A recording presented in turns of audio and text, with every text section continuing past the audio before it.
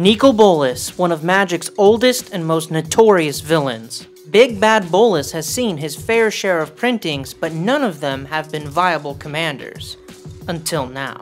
Nicol Bolas the Ravager is an entirely unique take on the Grixis Elder Dragon.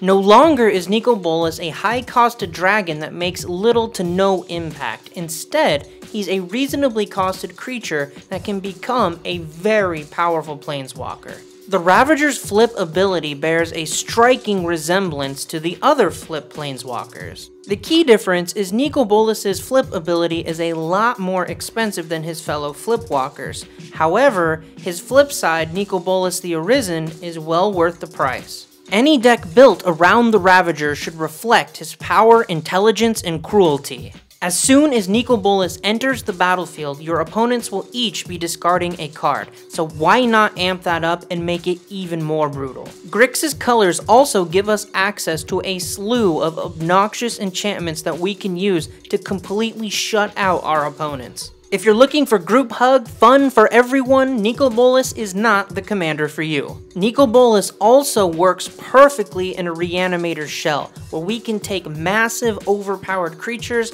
and put them onto the battlefield at a low cost. It's equally important to have plenty of quick mana sources to flip Nicol Bolas as quickly as possible. That way he can go to work taking over the game.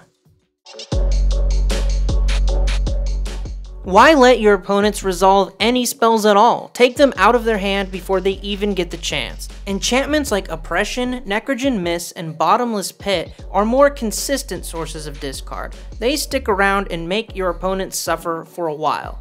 Encroach, Thoughtseize, and Raven's Crime are examples of cheaper discard options that can target one specific player who's stockpiling cards. Personally, I prefer spells like Smallpox or Torment of Hailfire that can make a big impact on all of your opponents at once. When it comes to forced discard, it doesn't get much better than wheel spells. Wheel spells not only take valuable cards out of your opponent's hands, if you chain them into cards like Liliana's Caress or Waste Not, you get insane value off of them. It's definitely a lot easier to flip Nicol Bolas and make a big impact on the game if your opponents have no spells to play. Discard and Reanimator strategies go hand in hand. Why not utilize our graveyard and make it almost like an extension of our hand? The key is to make use of our own discard effects by getting rid of powerful creatures that we can then reanimate on the cheap. Some Reanimator targets like Sphinx of Uthun aren't that bad. Others like Jin Gitaxias are straight up game enders if they resolve early on and aren't dealt with. The ideal Reanimator target is one that when it enters the battlefield makes a significant impact and forces your opponents to divert resources to deal with it. These are just a few examples of some of my favorite creatures to reanimate, but I encourage you to go out there and explore and pick the creatures that are right for you. And if you really want to lose friends, you can utilize creatures like Kiki-Jiki that are infinite combo powerhouses. If you play in a more competitive meta, this is definitely the way to go.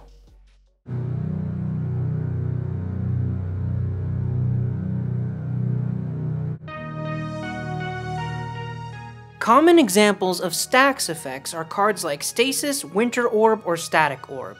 These cards have to be built around in a specific way, otherwise they'll shut you out of the game as well as your opponents. If you're looking for a total lockout strategy, these are the cards to highlight. However, if you're looking to just slow your opponents down, I'd focus more on cards like Frozen Aether. Stacks effects force your opponents to think very carefully about every spell that they cast because they may only get one or have to pay an absurdly high cost to cast it. While not technically stacks effects, some cards that I think fit nicely into a Nicol Bolas themed deck are cards like Jester's Cap, Mindslaver, and Praetor's Grasp. Jester's Cap and Praetor's Grasp can totally destroy combo players' plans. Mindslaver, on the other hand, is just a nasty card, taking over a player's entire turn. That's definitely a Nicol Bolas thing to do. And of course, if you're playing all these obnoxious cards, you're going to be targeted, so you better come prepared with cards like No Mercy or Propaganda. Don't forget your Lightning Greaves or Swiftfoot Boots either. Nobody wants their Nicol Bolas getting shot down by a stray Swords to Plowshares. I also think cards like Training Grounds and big time mana rocks like Soul Ring are very important. That way you can flip Nicol Bolas as soon as possible. And no matter what your budget is, there are mana rocks out there that you can use to make sure you get to Nicol Bolas the Arisen as soon as possible. Or you can just ignore all of this and go straight Nicol Bolas Tribal and just jam your deck full of anything Nicol Bolas related. There's definitely a lot to like here. I am a big fan of the new look, low-cost Nicol Bolas. Being in Grixis colors doesn't hurt things either. It opens up a ton of powerful cards and strategies. It's also good value, 4 mana for a 4/4 flyer with a pretty decent enter the battlefield ability. The real power though is Nicol Bolas the Arisen. He has it all.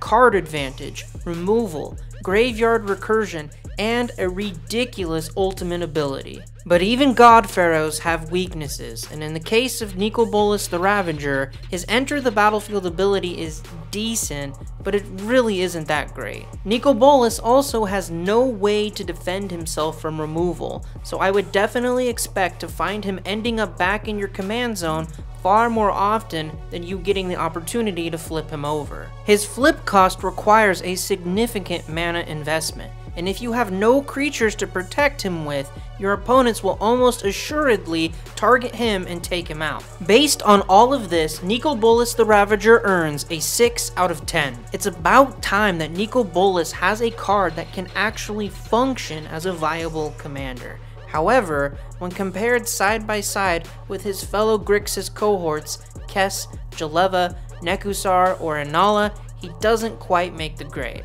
What do you think about the new Nicol Bolas? Let me know in the comments below. And you know what's up. Stay classy, deck builders. I'll see you next time.